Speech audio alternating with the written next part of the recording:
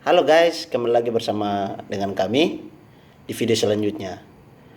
Video sebelumnya mengenai osmoregulasi dan ekskresi. Dan di saat ini kami akan membahas tentang sistem saraf dan endokrin. Untuk itu, saya persilakan teman-teman untuk mempresentasikannya. Apa itu sistem saraf? Tubuh manusia dikendalikan oleh sistem saraf, sistem indera, dan sistem endokrin. Pengaruh sistem saraf yakni dapat mengambil sikap terhadap adanya perubahan keadaan lingkungan yang merangsangnya. Sistem saraf bersama sistem endokrin mengkoordinasikan seluruh sistem di dalam tubuh. Sistem saraf dan sistem endokrin ini merupakan suatu sistem yang saling berhubungan sehingga dinamakan sistem neuroendokrin. Fungsi sistem saraf sebagai alat pengatur dan pengendali alat-alat tubuh, maka sistem saraf mempunyai 3 fungsi utama, yaitu yang pertama, sebagai alat komunikasi. Sebagai alat komunikasi antara tubuh dengan dunia luar. Hal ini dilakukan oleh alat indera yang meliputi mata, hidung, telinga, kulit, dan lidah. Dengan adanya alat-alat ini, maka kita akan dengan mudah mengetahui adanya perubahan yang terjadi di sekitar tubuh kita. Yang kedua, yaitu sebagai alat pengendali. Sebagai pengendali atau pengatur kerja alat-alat tubuh, sehingga dapat bekerja serasi sesuai dengan fungsinya. Dengan adanya pengaturan oleh saraf, semua organ tubuh akan bekerja dengan kecepatan dan ritme kerja yang akurat. Yang ketiga yaitu sebagai pusat pengendali tanggapan saraf. Merupakan pusat pengendali atau reaksi tubuh terhadap perubahan atau reaksi tubuh terhadap perubahan keadaan sekitar, karena saraf sebagai pengendali atau pengatur kerja seluruh alat tubuh, maka jaringan saraf terdapat pada seluruh alat-alat tubuh kita. Yang berikutnya adalah struktur sel saraf. Sel saraf terdiri dari neuron dan sel pendukung neuron. Ini adalah unit fungsional sistem saraf yang terdiri dari badan sel dan perpanjangan sitoplasma. Yang pertama yaitu badan sel atau perikarion, suatu neuron yang mengendalikan metabolisme keseluruhan neuron. Yang kedua yaitu dendrit, yaitu perpanjangan sitoplasma yang biasanya berganda dan pendek serta berfungsi untuk menghantar impuls ke sel tubuh. Yang ketiga yaitu akson. Ini merupakan suatu proses tunggal yang lebih tipis dan lebih panjang dari dendrit. Bagian ini mengantarkan impuls menjauhi badan sel ke neuron lain, misalnya ke sel otot atau kelenjar, dan juga badan sel neuron yang menjadi asal dari akson ini. Berikut ini adalah klasifikasi neuron berdasarkan fungsi dan arah transmisi impulsnya. Yang pertama yaitu neuron sensorik. Neuron sensorik ini menghantarkan impuls listrik dari reseptor pada organ indera atau suatu organ internal ke sistem saraf pusat.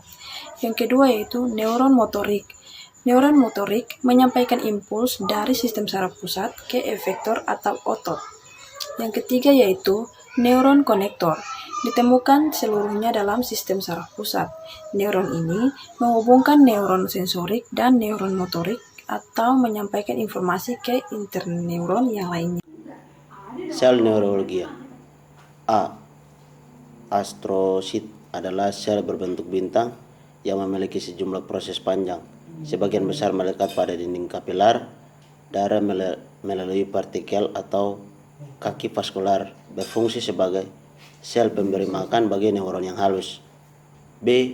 Oligodendrosit mempunyai astrosit, tetapi badan selnya kecil dan jumlah prosesnya lebih sedikit dan lebih pendek, merupakan sel glia yang bertanggung jawab menghasilkan mielin dalam susunan saraf pusat. C. Mikroglia ditemukan dekat neuron dan pembuluh darah dan dipercaya memiliki peran fagostik. Sel jenis ini ditemukan di seluruh sistem saraf pusat sehingga dianggap berperan penting dalam proses melawan infeksi. D. Sel ependimal membentuk membran spitelial yang melapisi rongga cerebral dan rongga medula spinalis, merupakan neurologia yang membatasi sistem vertikal sistem saraf pusat. Yang berikut, penghantaran impuls melalui sel saraf. terbagi atas 4 bagian, yaitu yang pertama, 1. Dalam keadaan tidak ada rangsangan neuron dalam keadaan istirahat. 2. Saat neuron istirahat, muatan listrik di luar neuron bermuatan positif, sedangkan muatan listrik di dalam neuron bermuatan negatif atau polarisasi. Yang ketiga, apabila ada rangsangan maka bagian tubuh akan mengenalinya atau reseptor dan kemudian menimbulkan impuls saraf. Yang keempat, impuls saraf terjadi karena terjadinya perubahan dari keadaan polarisasi menjadi depolarisasi atau muatan listrik di luar neuron bermuatan negatif dan muatan listrik di dalam neuron bermuatan positif. Yang kelima, proses depolarisasi ini berlangsung cepat dan berjalan sepanjang neuron. Inilah yang dimaksud dengan impuls saraf, atau impuls bisa mencapai kecepatan 1/1000 detik. Yang keenam, setelah impuls berlalu, neuron akan kembali ke keadaan semula atau polarisasi. Impuls saraf berjalan. Yang ketujuh, saat impuls berjalan di terminal sinapsis, impuls akan dibawa oleh neurotransmitter menuju neuron lainnya. Begitu seterusnya sampai impuls berjalan menuju otak. Yang kedelapan, yaitu di otak impuls akan diterjemahkan dan ditanggapi dalam bentuk yang disesuaikan dengan bentuk rangsangannya. Penghantaran impuls melalui sinapsis. Yang pertama, bila impuls sampai di tonjolan sinapsis akan mengakibatkan peningkatan permeabilitas membran prasinapsis terhadap ion Ca2+. Yang kedua, gelembung sinapsis melebur dengan membran prasinapsis sambil mengeluarkan neurotransmitter ke celah sinapsis. Yang ketiga, neurotransmitter membawa impuls ke membran postsinapsis. Setelah itu, neurotransmitter dihidrolisis oleh enzim asetilkolinesterase menjadi setil dan asam stanol.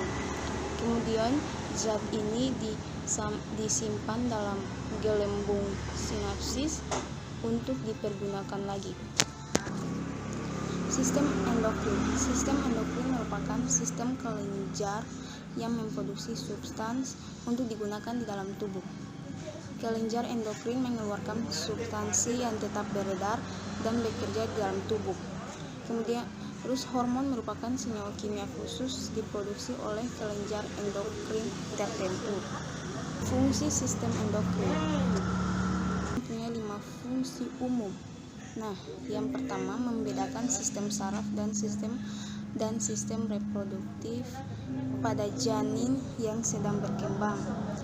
Kedua, menstimulasi urutan perkembangan. Yang ketiga, mengkoordinasi sistem reproduktif. Keempat, memelihara lingkungan internal optimal. Yang terakhir, melakukan respon korektif dan adaptif ketika terjadi situasi darurat. Kelenjar endokrin. A. Hipofisis. Kelenjar hipofisis atau pituitari disebut juga master of gland atau kelenjar mengendali karena menghasilkan bermacam-macam hormon yang mengatur kegiatan kelenjar lainnya. B. Thyroid merupakan kelenjar yang terdiri dari folikel dan terdapat di depan trakea.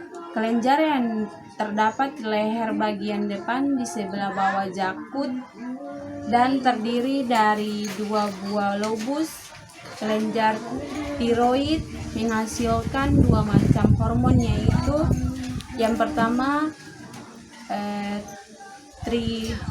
thyroxine atau T4 dan threonine atau T3. Hormon ini dibuat di filokel jaringan tiroid dari asam amino atau thyroxine yang mengandung yodium. C. Parathyroid.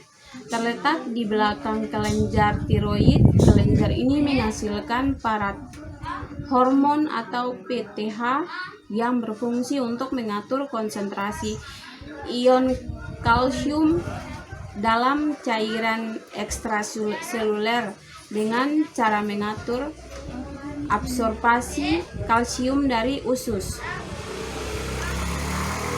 ekskresi kalsium oleh ginjal, dan pelepasan kalsium dari tulang. D. Kelenjar adrenalid atau anak ginjal. Kelenjar ini berbentuk bola atau topi yang menempel pada bagian atas ginjal. Pada setiap ginjal terdapat satu kelenjar suprarenalisis dan dibagi atas dua bagian, yaitu bagian luar atau korteks dan bagian tengah atau medula. Kelenjar pankreas. Kelenjar pankreas bagian pulau-pulau Langhares menghasilkan hormon insulin. Fungsi hormon ini mengatur kadar gula darah dengan cara mengubah glukosa menjadi glikogen.